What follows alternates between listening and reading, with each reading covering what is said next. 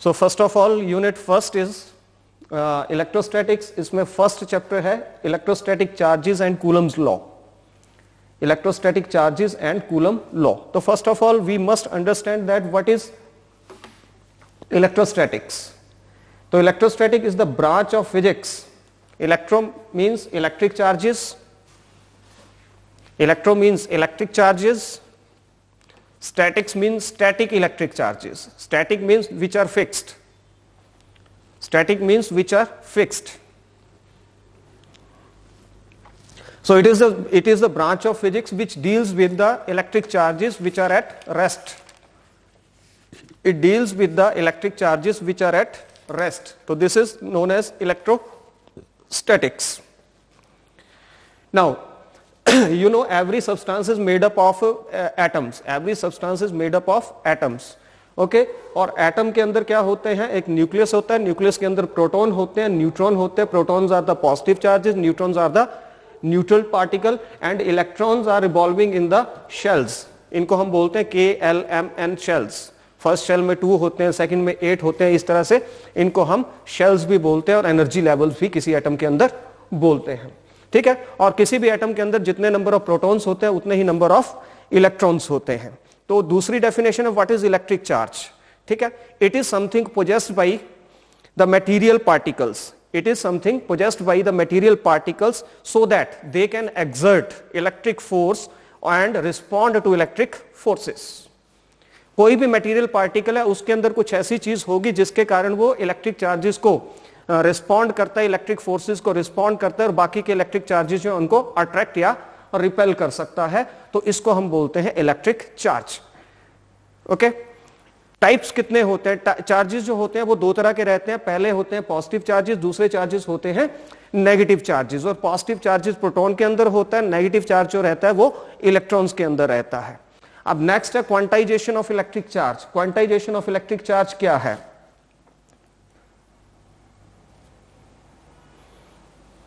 Quantization of electric charge क्या है कि electric charge always exist in the term in the form of bundles. Quanta means bundle. Quantization electric charges bundles की form में रहते हैं. Okay. और इनको हम रिप्रेजेंट करते हैं Q is equal to plus minus NE, where plus minus representing the positive charge, negative charge, while N is the integer and E is the charge on electron, and the value of E is 1.6 into 10 raised to minus 19 coulomb. Okay, what is the cause of quantization of charge? Quantization of charge क्यों होता है, charges क्यों bundles की form में exist करते हैं, charges क्यों groups की फॉर्म में एग्जिस्ट करते हैं. तो basic cause of quantization of electric charge is that integral number of electrons can be transferred from one material to another material on rubbing. जब भी हम दो मटेरियल्स को रब करते हैं तो इंटीग्रल नंबर ऑफ इलेक्ट्रॉन्स जो है वो एक मटेरियल से दूसरे मटेरियल के अंदर ट्रांसफर होते हैं. इसलिए this is the basic cause of quantization of charge. उसके बाद what is additivity of charge, कि हम चार्जेस को एल्जेब्रिकली ऐड कर सकते हैं. ये चार्जेस की एक प्रॉपर्टी है जिसमें हम चार्जेस जो है उसको एल्जेब्रिकली ऐड कर सकते हैं. तो उसको हम बोलते हैं एडिटिविटी ऑफ चार्ज. ठीक है. जैसे हमारे पास Q1, Q2, Q3, Qn are the n charges. तो टोटल चार्ज उस बॉडी के ऊपर क्या होगा, that is the sum of all these charges. अगर कुछ चार्जेस पॉजिटिव हैं, कुछ चार्जेस नेगेटिव हैं, तो पॉजिटिव चार्जेस को हम ऐड कर लेंगे. 1 2 3 पॉजिटिव चार्जेस और एक माइनस का चार्ज है, तो हमारे पास +3 माइनस Q क्या आ जाएगा हमारे पास, +3 माइनस Q क्या आ जाएगा हमारे पास 2Q प्लस 2Q. यानी कि उस बॉडी के ऊपर चार्ज कितना होगा, पॉजिटिव चार्ज होगा. ईशान व्यास, राहुल, सक्षम, शगुन, अपने कैमरास ऑन कर लो, otherwise I will remove you.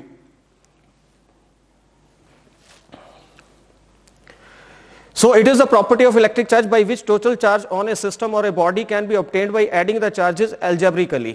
Charges को हम algebraically add करेंगे, we will get the total charge on the body. Next is what is conservation of charge.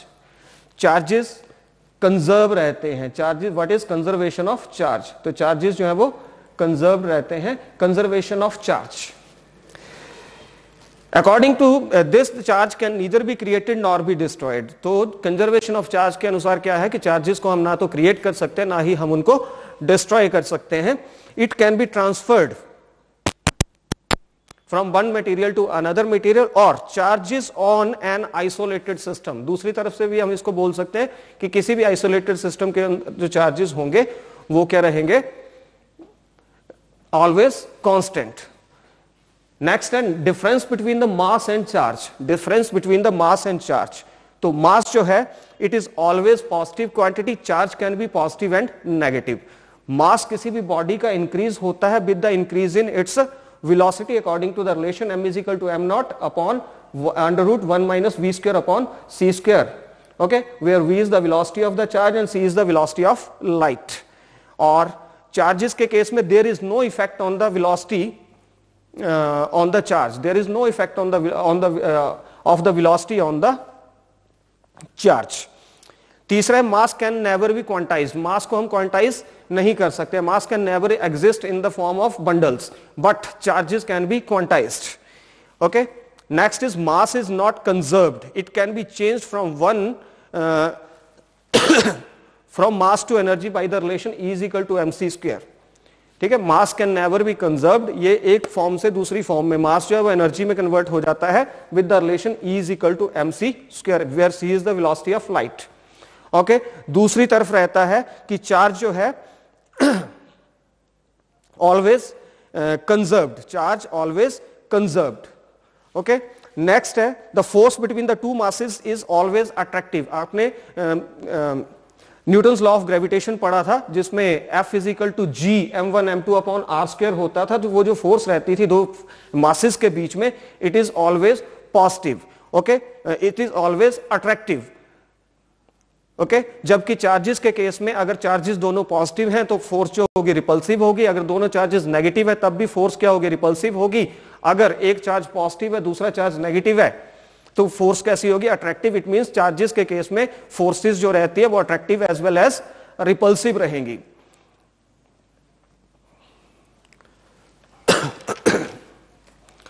Next आता है आपका Coulomb's law in electrostatics. Coulomb's law in electrostatics, तो Coulomb's law क्या कहता है कि अगर हमारे पास कोई दो चार्जेस Q1 और Q2 है, उनके बीच का डिस्टेंस R है। अगर हमारे पास दो चार्जेस हैं, मैंने इसमें ये नहीं बताया दोनों पॉजिटिव है दोनों नेगेटिव है, मैं कुछ नहीं बता रहा हूं कि अगर हमारे पास कोई टू चार्जेस है Q1 Q2 और उनके बीच का डिस्टेंस क्या है, R है, तो उनके बीच में एक फोर्स लगेगी। दिस फोर्स में बी अट्रैक्टिव और रिपल्सिव। दिस फोर्स में भी अट्रैक्टिव भी हो सकती है। अगर एक दोनों ऑपोजिट चार्जेस हैं तो अट्रैक्टिव फोर्स होगी, दोनों सिमिलर चार्जेस हैं तो फोर्स कैसी होगी, रिपल्सिव होगी।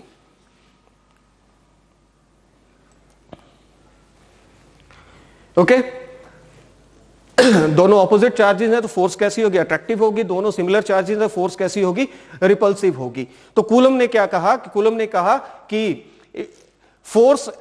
force between the two charges separated by a distance r is directly proportional to the product of charges and inversely proportional to the square of the distance between them. अगर हम इन दोनों equations को combine करते हैं we will get F is directly proportional to Q1 Q2 upon r square. If we remove the proportionality sign we will introduce a constant, that constant is K. F is equal to K Q1 Q2 upon r square.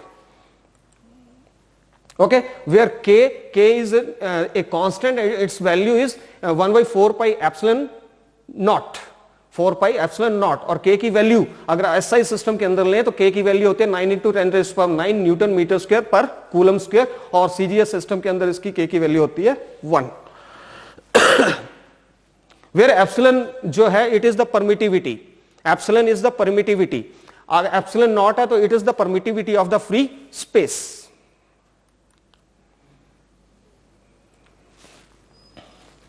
Okay, तो इस तरह से आप units, dimension formula and value of epsilon not भी निकाल सकते हो। तो अगर आपने यूनिट्स एप्सिलॉन नॉट के निकालने हैं तो आप यहां से इसमें से आप ये वाला इक्वेशन यूज करेंगे। You will take epsilon not here and F here. Okay, तो एप्सिलॉन नॉट के यूनिट्स क्या आ जाएंगे, चार्ज के यूनिट यानी कूलम स्क्वायर अपॉन फोर्स के यूनिट, नीचे आएंगे फोर्स के unit, newton inverse and metre inverse square. तो you will get newton inverse coulomb square metre inverse square, these are the units of the epsilon not. इसका dimension formula अगर आप देखेंगे, you must remember this dimension formula, m raised to power -1, L raised to power -3, a square and t raised to power 4, and value of epsilon naught is 8.85 into 10 raised to power 12 Newton inverse Coulomb square meter inverse square. So these are questions are asked in the as MCQ questions in the exam. उसके बाद आता है +1 में आपने vectors पढ़े हैं, ठीक है। कोई भी वेक्टर है, a वेक्टर है, तो उसका यूनिट वेक्टर को हम लिखेंगे a cap, a vector upon its magnitude. We can simply write it as a vector upon a. Or if we have the r vector, then its unit vector will be r cap, that is equal to r vector upon its magnitude. This is a point P. It has 2 dimension में अगर हम कोई point लेंगे तो उसके 2 coordinate होंगे, one coordinate is x, दूसरा coordinate y, y, z, z, x. कोई भी दो कोऑर्डिनेट्स होंगे 2 डायमेंशन में। अगर हमारे पास 3 डायमेंशनल स्पेस है तो we have 3 coordinate of a point.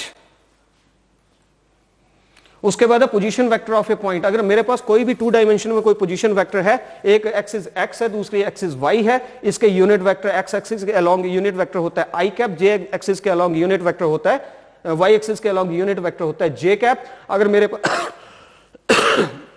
मेरे पास कोई वेक्टर है r, ठीक है, कोई पॉइंट है P जिसका पोजीशन वेक्टर है r, तो r वेक्टर को हम ऐसे लिख सकते हैं, r vector is equal to x, यानी x coordinate into unit vector along x axis plus y coordinate unit vector along y axis. Now position vector of a point, position vector of a point in 3 dimension, if we have a space which contain 3 axes, that is x, y, z axis, और इसमें अगर कोई point P है तो उसका x axis से भी कोई डिस्टेंस होगा। सपोज लाइक दिस, मैं यहां पे हूं, जो कॉर्नर है हमारे रूम के, जो कॉर्नर हैं, one axis is x axis, other axis is y axis and third axis is z axis. तो x एक्सिस से भी इसका कोई डिस्टेंस होगा, y एक्सिस से भी कोई डिस्टेंस होगा, z एक्सिस से भी कोई डिस्टेंस होगा। उन डिस्टेंसेस को हम रिप्रेजेंट करते हैं x, y, z से।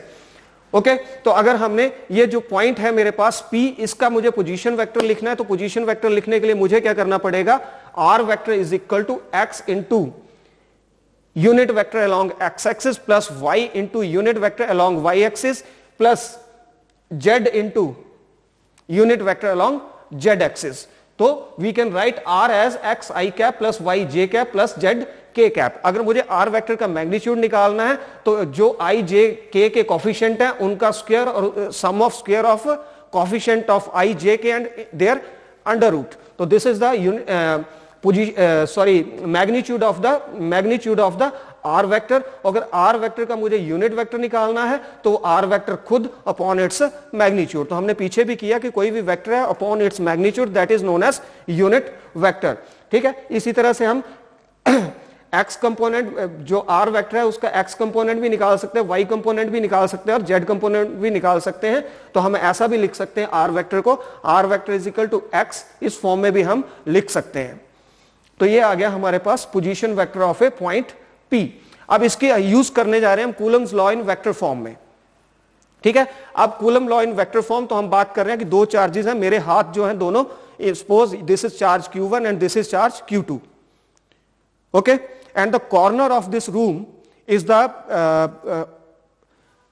corner of the room जो रहेगा वो हमारा रहेगा पॉइंट O, ठीक है, दैट इज ओरिजिन, ओके। तो इस हाथ का भी कॉर्नर ऑफ पॉइंट O से कोई डिस्टेंस होगा, दूसरे का भी कोई डिस्टेंस होगा, दोनों हाथों के बीच में डिस्टेंस मैं मान लूंगा r, ठीक है।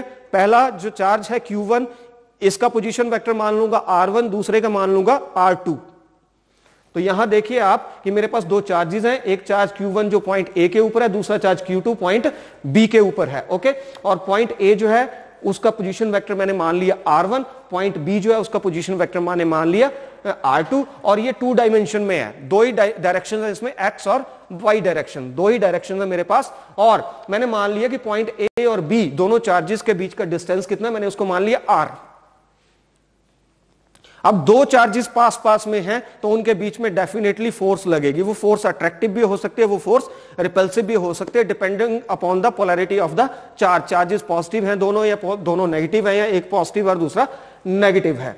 तो इस तरह से हमने मान लिया OA is equal to R1, OB is equal to R2। अब मैं यहां पे मैग्नीट्यूड की बात कर रहा हूं कि magnitude of the force between the charges Q1 and Q2, and that magnitude of force is F is equal to 1/4 pi epsilon naught Q1 Q2 upon R square। ये आ जाएगा मेरे पास। अब force acting on charge 1 due to charge Q2, force acting on charge Q1 due to charge Q2, इस force को मैं लिखूंगा F12 and this is equal to 1/4 pi epsilon naught Q1 Q2 upon R21 का square, magnitude of R21 उसका square. जब हम ले रहे होंगे force F12, then you will write position vector that is R21। Okay, अब दूसरा आता है force on charge Q2 due to charge Q1, force on charge Q2 due to charge Q1, और उस फोर्स को हम लिखेंगे F21, force on charge 2 due to charge Q1। ये भी वैसे आएगा 1/4 पाई एप्सिलॉन नॉट, चार्जेस वही है, डिस्टेंस उनके बीच में वही है, पर ये डायरेक्शन चेंज हो जाएगी, डायरेक्शन चेंज हो जाएगी। और इसका मीनिंग क्या है, क्यों मैं ऐसा लिख रहा हूं,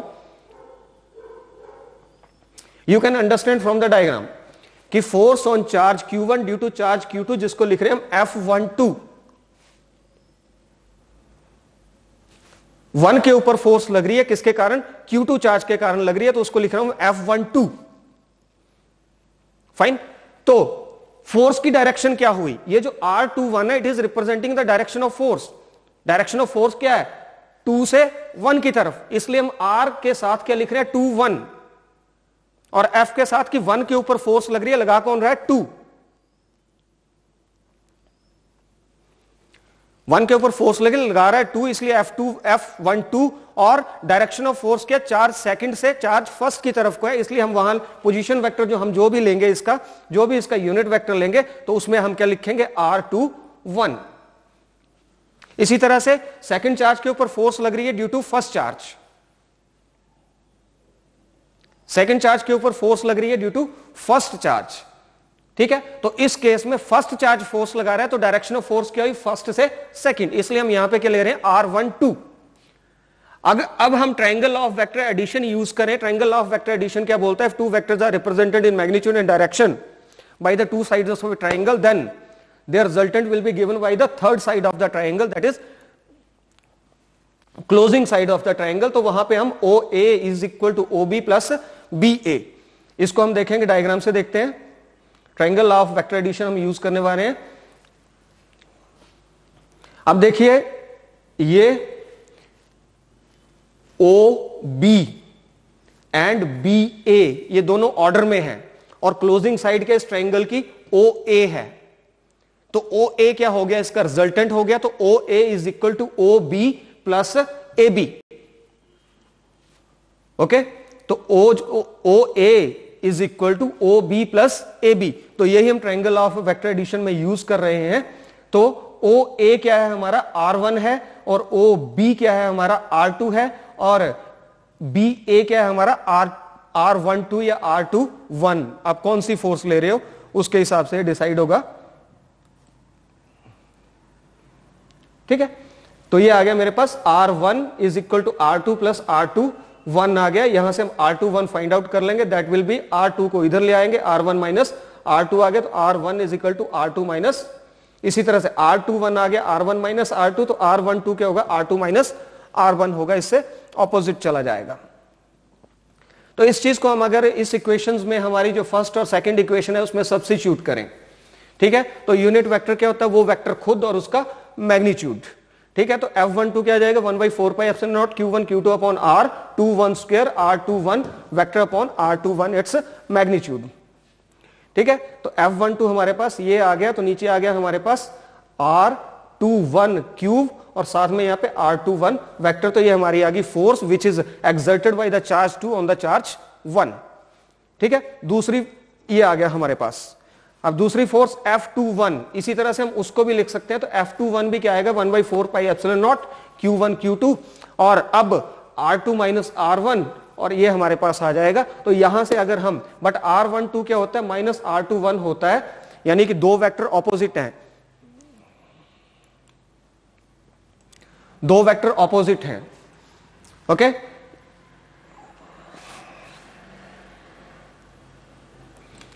तो हमारा ये जो कूलम्स लॉ है ये क्या करता है, कूलम्स थर्ड लॉ जो है उसको रिप्रेजेंट करता है। कूलम थर्ड लॉ भी ये कहता था, न्यूटन्स थर्ड लॉ भी ये कहता था कि for every action there is equal and opposite reaction. तो it is showing also same thing, it is showing also same thing.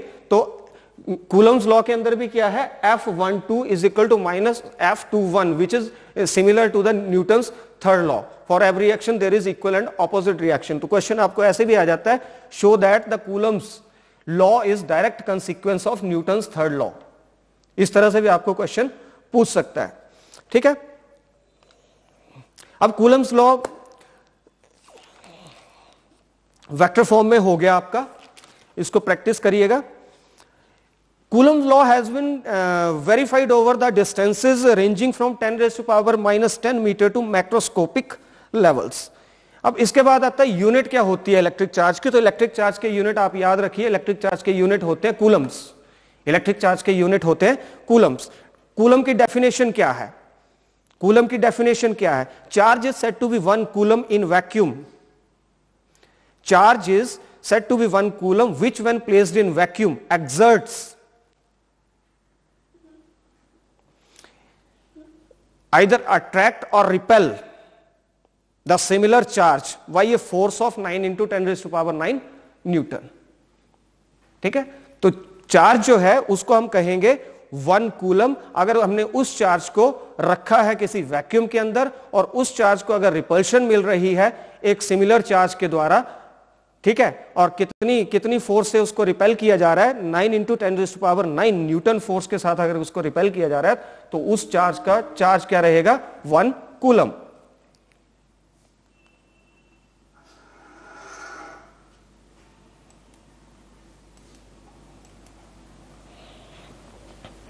Okay, definition of 1 coulomb हो गया। सीजीएस यूनिट क्या रहते हैं कूलम के, 1 स्टैट कूलम, और 3 into 10 raised to power 9 electrostatic unit is equal to 1 coulomb. So you have to remember all these terms and values. Next is dielectric constant. Dielectric constant क्या होता है, dielectric constant क्या रहता है। Dielectric constant को हम relative permittivity भी बोलते हैं। तो हमने क्या किया कि दो चार्जेस ले लिए, एक चार्ज है Q1, दूसरा चार्ज है Q2, उसको हमने रखा वैक्यूम के अंदर। हमने दो चार्जेस ले लिए Q1 और Q2 जिनको हमने रखा वैक्यूम के अंदर, ओके, और उनके बीच का डिस्टेंस है R। तो उनके बीच में हमने फोर्स निकाली F vacuum is equal to 1/4 pi epsilon naught Q1 Q2 upon R square. We have, this is the first equation. इन्हीं चार्जेस को डिस्टेंस इनके बीच का सेम रखा, उठाया और इनको किसी मीडियम के अंदर रख दिया, वाटर के अंदर रख दिया, किसी एयर के अंदर रख दिया, किसी भी मीडियम के अंदर रख दिया, और दोबारा से इनके बीच में फोर्स कैलकुलेट की तो वो फोर्स आई हमारे पास Fm is equal to 1/4 pi epsilon m। Here epsilon naught is the permittivity of the free space, epsilon m is the permittivity of the medium, okay, and Q1 Q2 distance same है, charges same है, तो ये दोनों चीजें तो same रहेंगी, सिर्फ क्या चेंज हो रहा है, मीडियम चेंज हो रहा है। तो मीडियम हमारे पास ये दो आ गया। अगर हम इन दोनों इक्वेशंस की रेशो लें, force between the two charges Q1 Q2 in the vacuum and to the force between the two charges Q1 Q2 in the medium, okay, अगर इनमें सारी चीजें ये Q1 Q2 upon R square cut जाएगा, 4 pi cut जाएगा, तो हमारे पास आएगा epsilon m upon epsilon naught which is equal to K which is equal to epsilon R। तो K जो होता है इसको हम बोलते हैं डाइलेक्ट्रिक कांस्टेंट, या इसको हम बोलते हैं रिलेटिव परमिटिविटी। तो डेफिनेशन क्या, it is the ratio of absolute permittivity in medium to the absolute permittivity of the free space. It is the ratio of the absolute permittivity of the medium to the absolute permittivity of the free space, or it is the force of attraction or repulsion between the two charges placed in some distance in vacuum to the force of attraction or repulsion between the two charges placed in medium. Next is principle of conservation of electric charge, sorry, principle of superposition of the forces। ठीक है, principle of superposition क्या बोलता है कि अगर हमारे पास एक system है जिसमें बहुत सारे चार्जेस हैं, Q1 Q2 Q3 up to n charges हैं हमारे पास, और पहला चार्ज Q1 है उसका पोजीशन वेक्टर है R1, दूसरा चार्ज है Q2 उसका पोजीशन वेक्टर है R2, nth चार्ज है उसका पोजीशन वेक्टर हमारे पास R n हो तो बहुत सारे चार्जेस इकट्ठे हो गए, तो बहुत सारे चार्जेस अगर इकट्ठे हो जाएंगे तो उनके बीच में क्या होगा, फोर्सेस होंगी, ठीक है। और ये फोर्सेस जो रहेंगी ये सारे के सारे चार्जेस की पोलैरिटी के ऊपर डिपेंड करेगा, फोर्सेस कैसी होंगी, अट्रैक्टिव होंगी, रिपल्सिव होंगी, दैट इज डिफरेंट। तो सुपरपोजिशन प्रिंसिपल ये कहता है force on any charge due to number of charges at rest is the vector sum of the forces due to all other charges. मैं बात कर रहा हूं Q1 की, तो Q1 चार्ज जो है इसके ऊपर Q2 भी फोर्स लगाएगा, Q3 भी फोर्स लगाएगा, Q4 भी लगाएगा, Qn भी लगाएगा, ठीक है। तो मैं मान लेता हूं दैट फोर्स इज F1। एक चार्ज है Q1 जिसके ऊपर Q2 भी फोर्स लगाएगा, Q3 भी फोर्स लगाएगा, Q4 भी लगाएगा, Qn भी लगाएगा। इसी तरह से अगर मेरे पास कोई दूसरा चार्ज है Q2 तो इसके ऊपर Q1 भी फोर्स लगाएगा, Q3 भी लगाएगा, Q4 भी लगाएगा, Qn भी लगाएगा। Q3 या उसके ऊपर Q1 भी फोर्स लगाएगा, Q2 भी फोर्स लगाएगा, Q4 भी फोर्स। 3 खुद के ऊपर फोर्स नहीं लगा सकता, 3 खुद के ऊपर फोर्स नहीं लगा सकता, तो 3 के ऊपर फोर्स कौन कौन लगाएगा, 1 लगाएगा, 2 लगाएगा, 4 लगाएगा, बाकी सारे चार्जेस उसके ऊपर फोर्स लगाएंगे, ओके। अब इसी तरह से अगर मैं फोर्थ चार्ज की बात करूं तो फोर्थ चार्ज के ऊपर फर्स्ट चार्ज भी फोर्स लगाएगा, सेकंड भी लगाएगा, थर्ड भी लगाएगा और फिफ्थ भी लगाएगा, और nth बाकी के सारे चार्जेस उसके ऊपर क्या करेंगे, फोर्स लगाएंगे, ठीक है। तो इस तरह से ये जो फोर्सेस हैं, जैसे फर्स्ट चार्ज है उसके ऊपर जो फोर्स लग रही है उस फोर्स को मैं लिख दूंगा F1।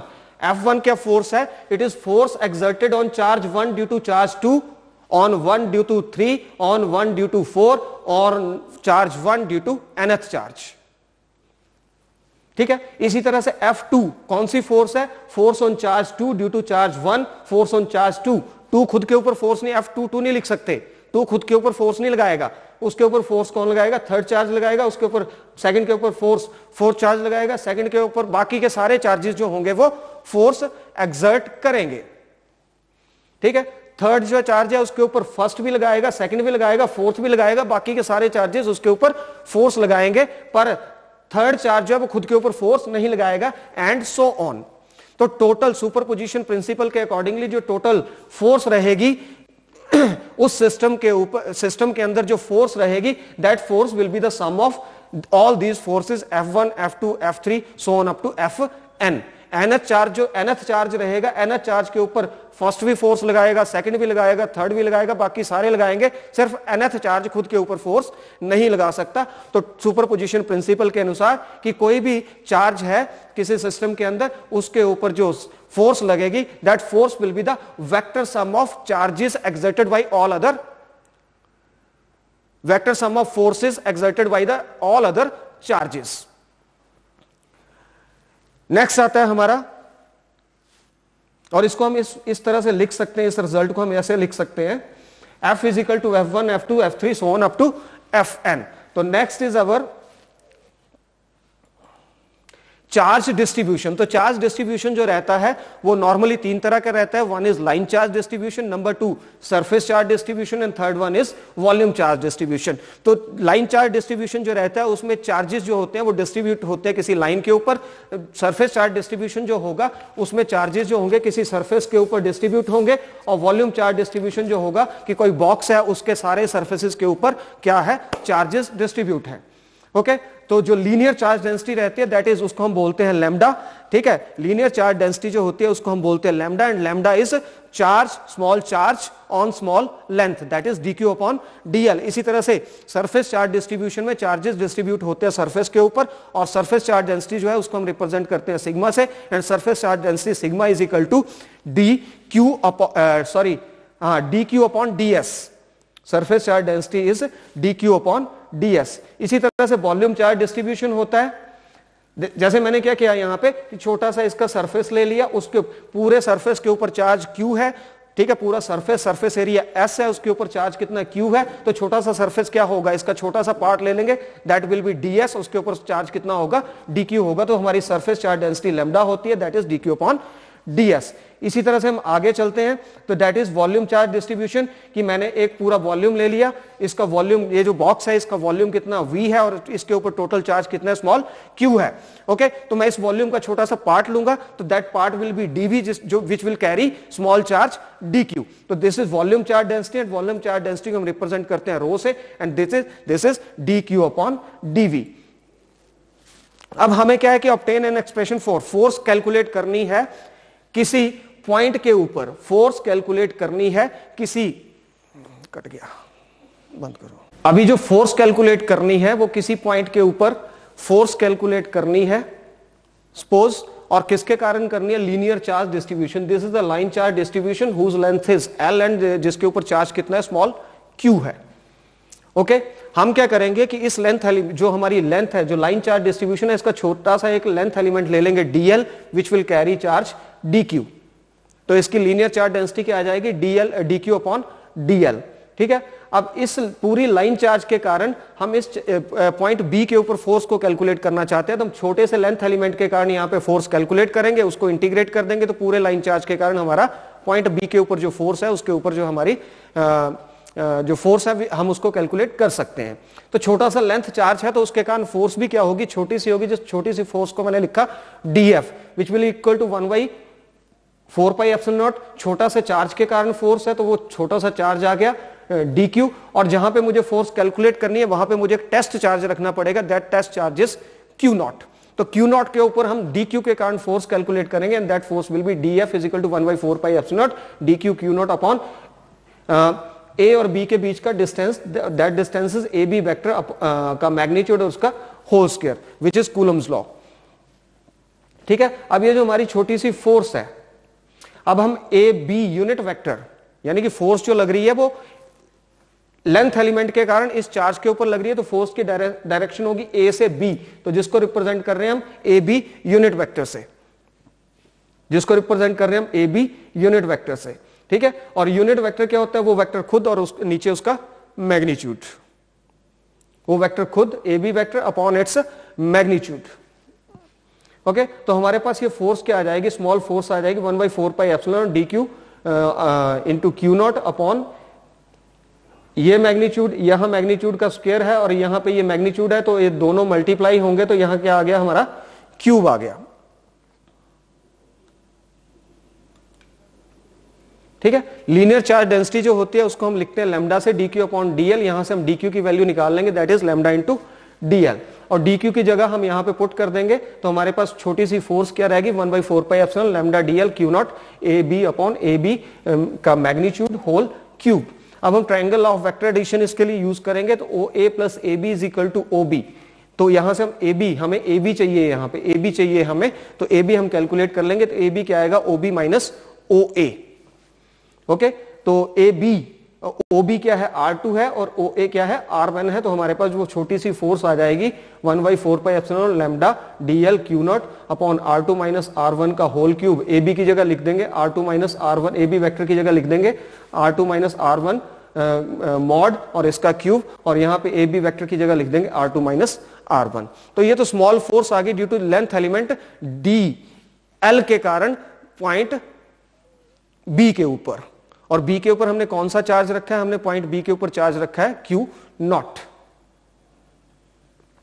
ठीक है, अब हमें पूरे लाइन चार्ज के कारण हमें फोर्स कैलकुलेट करनी है। पूरे लाइन चार्ज के कारण जो फोर्स रहेगी, दैट फोर्स विल बी, हम क्या करेंगे, इसकी इंटीग्रेशन कर देंगे। तो अगर टोटल फोर्स आपने F लिखनी हो तो आप क्या करोगे, यहां पे इंटीग्रेशन करोगे, और इंटीग्रेशन किसकी होगी, DL की होगी, और DL की इंटीग्रेशन क्या होती है, L। dl की इंटीग्रेशन होती है L, तो यहां पे क्या आ जाएगा, df is equal to 1/4 pi epsilon naught lambda q naught upon R2 minus R1 vector mod cube और R2 vector minus R1 vector. तो ये आगे हमारी लाइन चार्ज डिस्ट्रीब्यूशन के कारण force on A point B, जिसमें हमने टेस्ट चार्ज रखा हुआ है Q नॉट।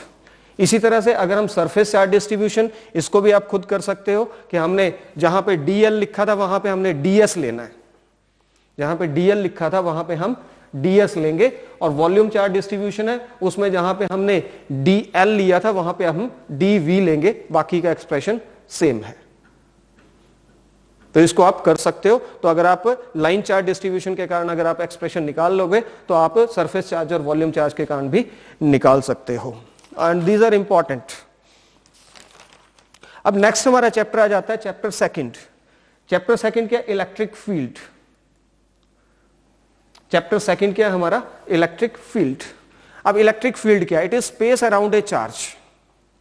अब चार्ज है वो क्या करता है, उसके आसपास जो भी चार्जेस होंगे या तो उन चार्जेस को वो अट्रैक्ट करेगा या उन चार्जेस को वो रिपेल करेगा।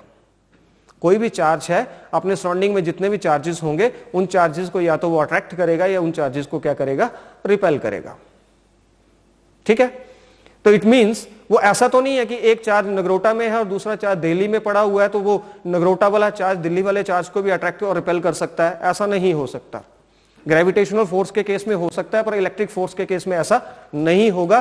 There must be some particular distance between the charges within which it can attract और रिपेल अदर चार्जेस। कोई एरिया होगा, कोई रीजन होगा, कोई फील्ड होगी जिस फील्ड के अंदर वो चार्ज जो है बाकी के चार्जेस को क्या कर सकता है?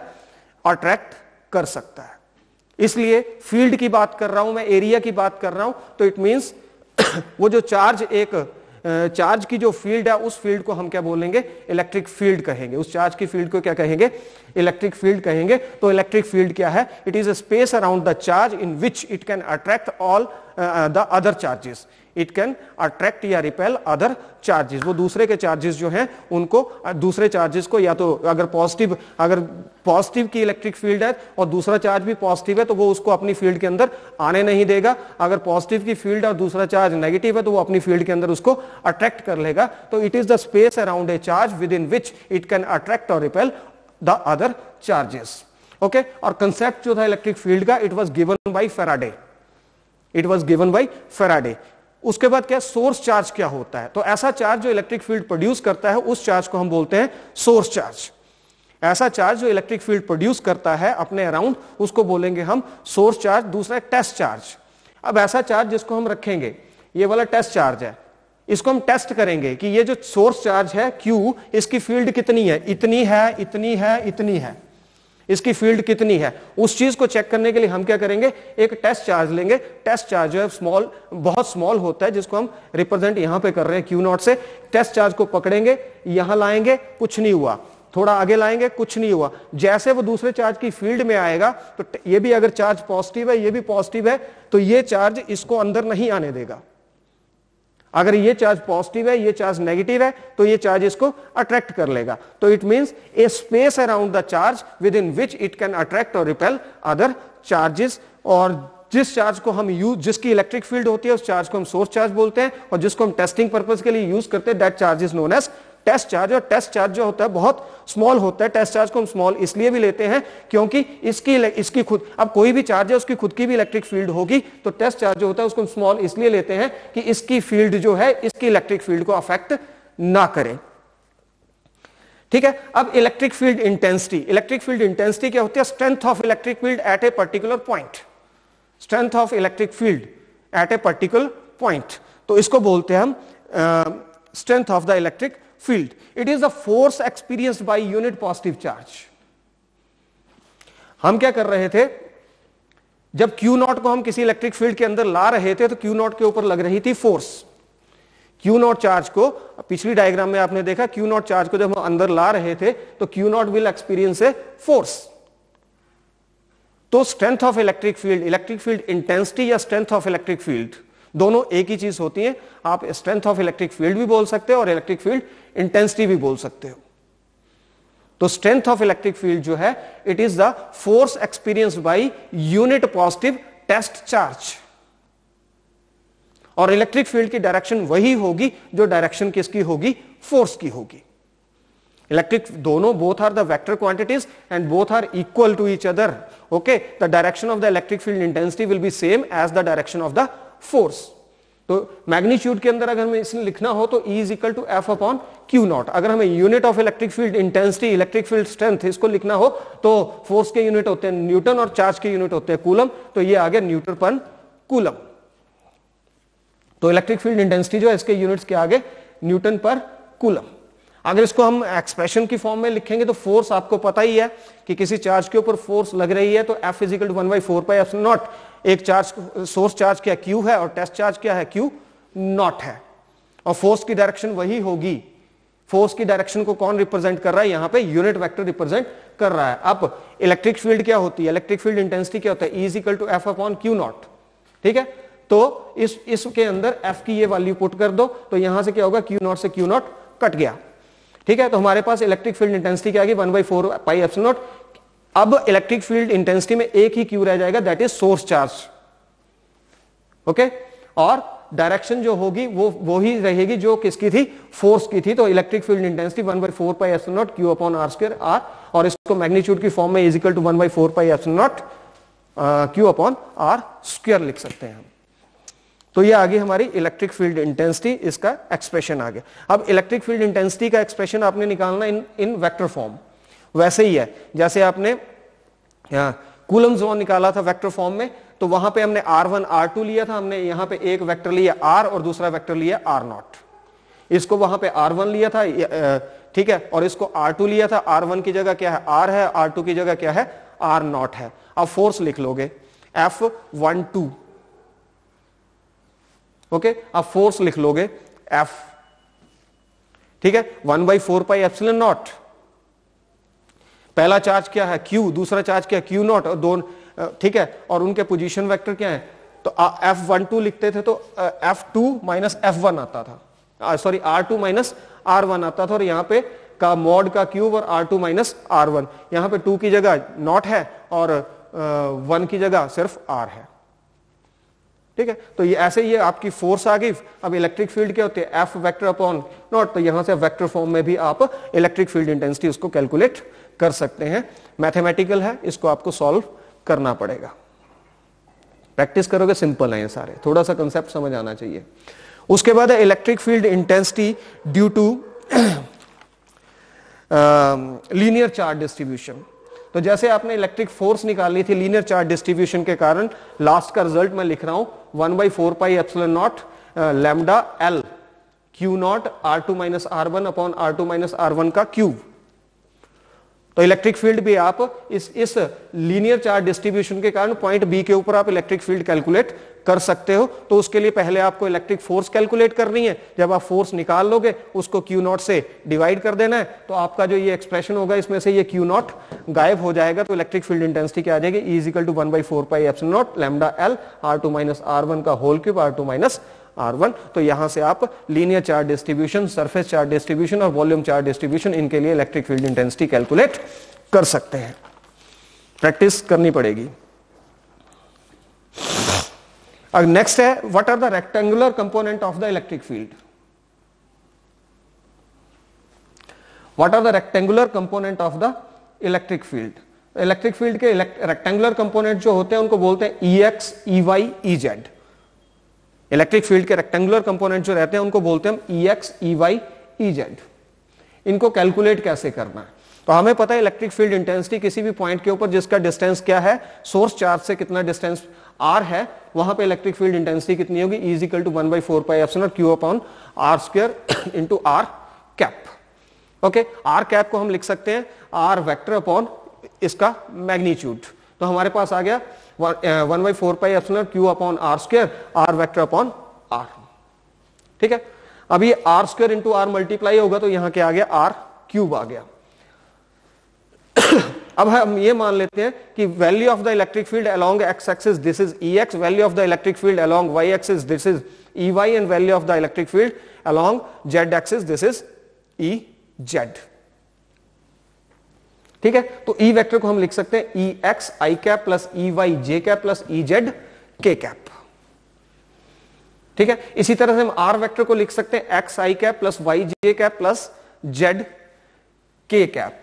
तो R वेक्टर का मैग्नीट्यूड हमें यहां पे क्या चाहिए, R वेक्टर का मैग्नीट्यूड, तो हम यहां पे R वेक्टर का मैग्नीट्यूड निकाल लेंगे R, तो वो क्या आ जाएगा x² + y² + z² raised to power 1/2 √x² + y² + z²। ठीक है, R हमें यहां पे क्या चाहिए, R³। तो मैं इस R का क्या करूंगा, क्यूब करूंगा, तो जहां पे 1 था वहां पे क्या आ जाएगा, मेरे पास 3 आ जाएगा। तो R³ = x² + y² + z² raised to power 3/2। तो ये मेरे पास आ गया E और R आ गया, ठीक है। अब मैंने E और R जो है, जहां पे E था इस तरफ क्या था 1/4πε0 Q अपॉन R क्यूब था, और यहां पे क्या था R वेक्टर था, ठीक है। तो E की जगह मैंने लिख दिया EXI cap plus EY J cap plus EZ K cap, 1/4πε0 same रहेगा, R क्यूब क्या आ जाएगा x square plus Y square plus Z square raise to power 3/2, और R वेक्टर क्या आ जाएगा XI cap plus YJ cap plus Z K cap आ जाएगा हमारे पास, यही है, ठीक है। Comparing the coefficient of IJ ठीक है। IJ के कोएफिशिएंट को अगर आप कंपेयर करेंगे तो EX हमारे पास आएगा 1/4πε0, ओके, Q भी आ जाएगा, ये भी आ जाएगा, और साथ में कोएफिशिएंट ऑफ I क्या है X, ये आ गया मेरे पास X। इसी तरह से अगर EY निकालना है तो EY क्या आएगा, ये भी वैसे ही आएगा, Q भी वैसे आएगा, नीचे वाला ये भी वैसे आएगा, और साथ में कोएफिशिएंट ऑफ J क्या है Y, तो मेरे पास यहां आ गया Y। इसी तरह से you can find out for the Z also, तो EZ भी आप कैलकुलेट कर सकते हैं। अच्छा, उसके बाद what is the physical significance of the electric field intensity. Electric field intensity की फिजिकल सिग्निफिकेंस क्या है, मतलब इसके नॉलेज से हमें क्या फायदा होता है, ठीक है। तो इलेक्ट्रिक फील्ड इंटेंसिटी के नॉलेज से हमें यह बेनिफिट होता है कि जो फोर्स लग रही है, जो चार्ज कोई फोर्स एक्सर्ट कर रहा है किसी दूसरे चार्ज के ऊपर, उस फोर्स का मैग्नीट्यूड कितना, उस फोर्स की डायरेक्शन क्या है। This is the physical significance of the electric field intensity, कि इलेक्ट्रिक फील्ड इंटेंसिटी के नॉलेज से हमें यह पता चलता है कि एक चार्ज दूसरे चार्ज के ऊपर कितनी फोर्स लगा रहा है, कितनी फोर्स मतलब मैग्नीट्यूड ऑफ द फोर्स, और किस डायरेक्शन में फोर्स लगा रहा है, means direction of the force. उसके बाद what are the electric lines of force. Electric lines of force क्या होती हैं, इलेक्ट्रिक लाइंस ऑफ फोर्स क्या होती हैं। तो electric lines of force are discontinuous curve, these are not continuous curves. Dotted line से मैंने रिप्रेजेंट किया है, these are discontinuous curves which starts from positive charge and ends at negative charge. और electric line of force के ऊपर अगर किसी भी पॉइंट के ऊपर अगर मैं कोई टेंजेंट ड्रॉ करूं, इलेक्ट्रिक लाइन ऑफ फोर्स के ऊपर किसी पॉइंट के ऊपर अगर मैं टेंजेंट ड्रॉ करूं, तो that tangent will give me the direction of electric field at that point. It means इस इलेक्ट्रिक लाइन ऑफ फोर्स के ऊपर हम कहीं भी हम टेंजेंट ड्रॉ करेंगे तो वहां पे वो पॉइंट के ऊपर वो टेंजेंट हमें डायरेक्शन ऑफ इलेक्ट्रिक फील्ड बताएगा। तो इट मींस कि इलेक्ट्रिक फील्ड की डायरेक्शन और मैग्नीट्यूड डिफरेंट पॉइंट्स के ऊपर डिफरेंट होगा। इलेक्ट्रिक फील्ड की डायरेक्शन और मैग्नीट्यूड डिफरेंट पॉइंट के ऊपर डिफरेंट होगी, डायरेक्शन भी डिफरेंट होगी, मैग्नीट्यूड भी डिफरेंट होगा चार्ज से नजदीक, क्योंकि electric field is inversely proportional to distance. तो जो चार्ज से नजदीक अगर पॉइंट ऑफ ऑब्जर्वेशन होगा तो वहां पे इलेक्ट्रिक फील्ड की स्ट्रेंथ ज्यादा होगी। अगर पॉइंट ऑफ ऑब्जर्वेशन अगर चार्ज सोर्स चार्ज से दूर है तो वहां पे इलेक्ट्रिक फील्ड जो है उसकी स्ट्रेंथ जो है वो कम होगी, इलेक्ट्रिक फील्ड इंटेंसिटी कम होगी। अब इलेक्ट्रिक फील्ड इंटेंसिटी जो है इलेक्ट्रिक लाइंस ऑफ फोर्स जो है उसकी प्रॉपर्टीज क्या होती हैं। Electric lines of force are discontinuous curves और these are starting from positive charge and ends at negative charge. तो इसका मतलब इलेक्ट्रिक फील्ड इंटेंसिटी अगर दो चार्जेस के बीच में अगर हम फाइंड आउट करें तो इलेक्ट्रिक फील्ड इंटेंसिटी जो उसकी डायरेक्शन जो होगी पॉजिटिव चार्ज से नेगेटिव चार्ज की तरफ को होती है। इलेक्ट्रिक फील्ड की डायरेक्शन हमेशा पॉजिटिव चार्ज से नेगेटिव चार्ज की तरफ को होती है। दूसरा है इलेक्ट्रिक लाइंस ऑफ फोर्स कभी भी चार्ज के अंदर एग्जिस्ट नहीं करती। Electric lines of force can never lie inside the charge. तीसरा है अगर हम इस इलेक्ट्रिक लाइन ऑफ फोर्स के ऊपर किसी भी पॉइंट के ऊपर अगर हम टेंजेंट ड्रॉ करें, ठीक है, इलेक्ट्रिक लाइन ऑफ फोर्स के ऊपर किसी पॉइंट के ऊपर अगर हम टेंजेंट ड्रॉ करें तो वो टेंजेंट जो उस पॉइंट के ऊपर इलेक्ट्रिक फील्ड इंटेंसिटी की डायरेक्शन को रिप्रेजेंट करेगा। तीसरा नेक्स्ट पॉइंट कि अगर कोई भी दो इलेक्ट्रिक लाइंस ऑफ फोर्स जो है वो कभी एक दूसरे को काटती नहीं है। इसका रीजन बहुत इंपॉर्टेंट, इसका रीजन क्या है कि जहां पे वो दोनों मैंने ग्रीन से electric lines of force represent की है और रेड से मैंने वहां पे टेंजेंट को रिप्रेजेंट किया हुआ है। अगर दो इलेक्ट्रिक लाइन ऑफ फोर्स एक दूसरे को काटेंगी तो जहां पे वो काट रही हैं वहां पे अगर मैं दोनों के लिए टेंजेंट ड्रॉ करूं तो दोनों टेंजेंट की डायरेक्शन डिफरेंट आ रही है। इसके लिए टेंजेंट इधर को आ रहा है, ये जो दूसरी लाइन ऑफ फोर्स है इसके लिए टेंजेंट इधर को है। दोनों टेंजेंट जो है दोनों की डायरेक्शन क्या है, डिफरेंट है। तो दोनों की डायरेक्शन डिफरेंट होने का मतलब क्या है कि एक ही पॉइंट के ऊपर इलेक्ट्रिक फील्ड की दो direction which is not possible electric field की एक पॉइंट के ऊपर सिर्फ एक ही डायरेक्शन, इलेक्ट्रिक फील्ड इंटेंसिटी की एक पॉइंट के ऊपर सिर्फ एक ही डायरेक्शन हो सकती है। तो विच इज कंट्राडिक्टरी, इसका मतलब दो इलेक्ट्रिक लाइन ऑफ फोर्स कभी भी एक दूसरे को कट नहीं करेंगी। ठीक है, इलेक्ट्रिक लाइंस ऑफ फोर्स जो होती हैं always perpendicular to the surface of charge. Electric lines of force are always perpendicular to the surface of charge. Electric line of force, ये चार्ज है, ये भी चार्ज है, तो इलेक्ट्रिक लाइन ऑफ फोर्स यहां पे मैंने एंगल 90 डिग्री का एंगल बनाया हुआ है। ठीक है, तो electric lines of force are always perpendicular to the surface of charge. Next कि इलेक्ट्रिक लाइंस ऑफ फोर्स जो है दीज कॉन्ट्रैक्ट लॉन्गिट्यूडनली, लेंथ के साथ ये सिकुड़ती हैं। हम इन दोनों चार्जेस को बाहर खींच दें तो ये सिकुड़ेंगी, ऐसे इनको खींच दें जैसे आप रबड़ होता है उसको खींचे तो क्या होता है, वो कंप्रेस होता है। ठीक है, तो electric lines of force contract longitudinally, जैसे उसकी लेंथ बढ़ाते जाएंगे, चार्जेस के बीच का डिस्टेंस बढ़ाते जाएंगे तो इलेक्ट्रिक लाइंस ऑफ फोर्स क्या होंगी, कॉन्ट्रैक्ट होंगी। ठीक है, अगला है कि electric lines of force exerts lateral pressure. अगर दो सिमिलर चार्जेस हैं तो वो खुद ही इलेक्ट्रिक लाइंस ऑफ फोर्स एक दूसरे, यहां से क्या लग रहा है पता कि ये दोनों जो चार्जेस हैं एक दूसरे को क्या कर रहे हैं, रिपेल कर रहे हैं।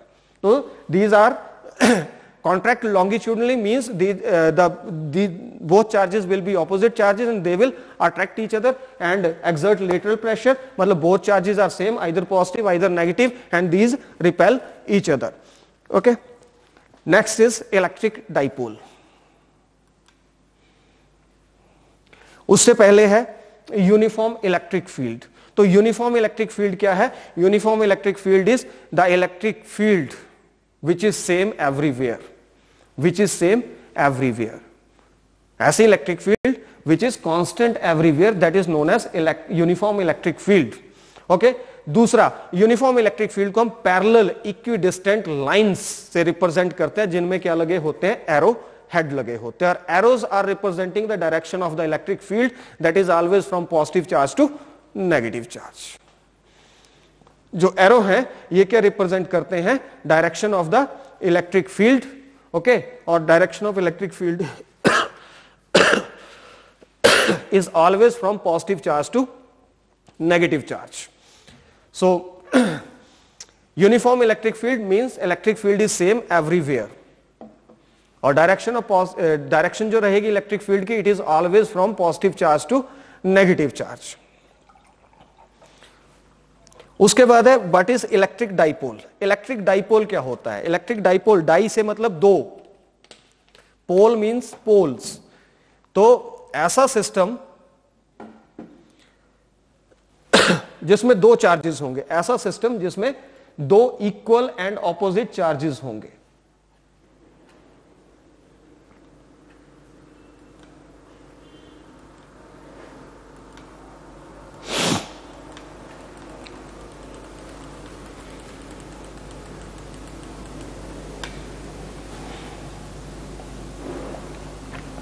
ऐसा सिस्टम जिसमें दो इक्वल एंड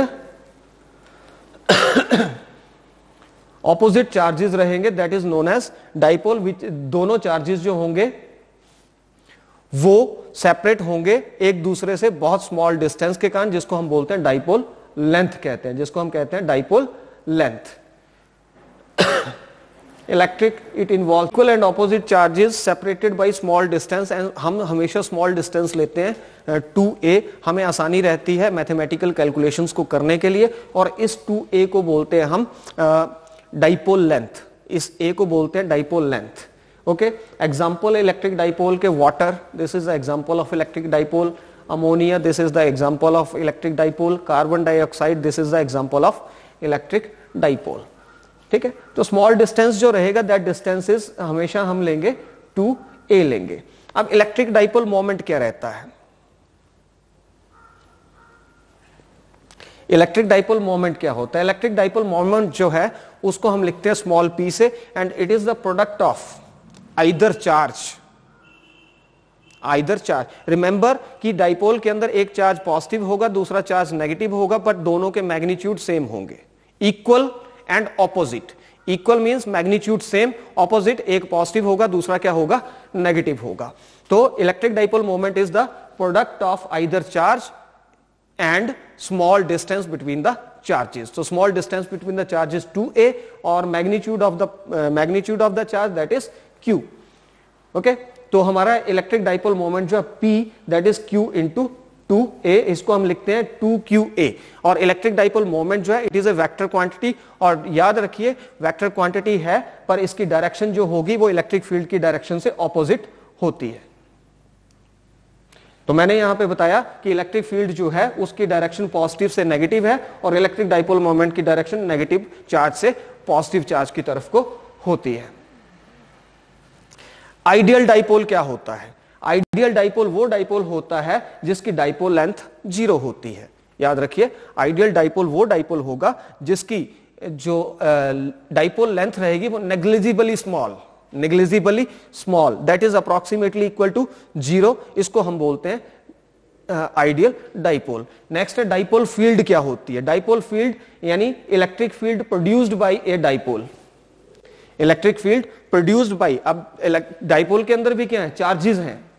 डाइपोल के अंदर भी क्या है? चार्जेस हैं. तो वो जो डाइपोल है, अब हर चार्ज अपनी अपनी फील्ड को प्रोड्यूस करेगा. ठीक है, तो इसका मतलब डाइपोल भी जो होगा वो भी क्या होगा? इलेक्ट्रिक फील्ड को प्रोड्यूस करेगा, क्योंकि वो दोनों चार्जेस उस डाइपोल के पार्ट हैं. ठीक है, तो जो डाइपोल इलेक्ट्रिक फील्ड को प्रोड्यूस करेगा उस फील्ड को हम बोलेंगे डाइपोल फील्ड. तो आइडियल डाइपोल में ऐसी डाइपोल जिसकी डाइपोल लेंथ जो that is negligibly small and dipole field is the electric field produced by a dipole. ठीक है, that is known as dipole field. आगे हम करने जा रहे हैं कि electric field produced by electric dipole. अब यहां पे डाइपोल जो होता है उसकी 2 एक्सिस होती हैं. डाइपोल जो होता है उसकी 2 एक्सिस रहती हैं. ठीक है, तो एक एक्सिस जो होगी दैट इज एक्सियल लाइन, दूसरी एक्सिस जो होगी दैट इज इक्वेटोरियल लाइन. तो एक्सियल लाइन जो है the line joining the 2 charges of the dipole. line joining the 2 charges of the dipole that is known as axial line.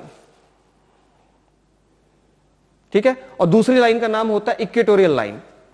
तो ऐसी line जो axial line के perpendicular हो, ये वाली लाइन, ऐसी लाइन जो एक्सियल लाइन के परपेंडिकुलर हो, that line is known as equatorial line. मैंने यहां पे एक डाइपोल बनाया है. ये डाइपोल जो है it contain positive charge, this is negative charge, this is the point C. And C point C को बोलते हैं सेंटर ऑफ द डाइपोल. और ये जो लाइन है, ये वाली line, this line is known as axial line and this line is known as equatorial line. Okay, and the dipole length is 2a, जिसमें c से लेके प्लस q तक जो डिस्टेंस होगा सो स्मॉल a होगा, और c से लेके माइनस q तक डिस्टेंस होगा that is also small a. इसीलिए हम डाइपोल लेंथ जो 2a लेते हैं ताकि मैथमेटिकल कैलकुलेशन हमारी इजी हो जाए. अब हम क्या करने जा रहे हैं? इलेक्ट्रिक फील्ड फाइंड आउट करें. वेरी इंपॉर्टेंट, ये दोनों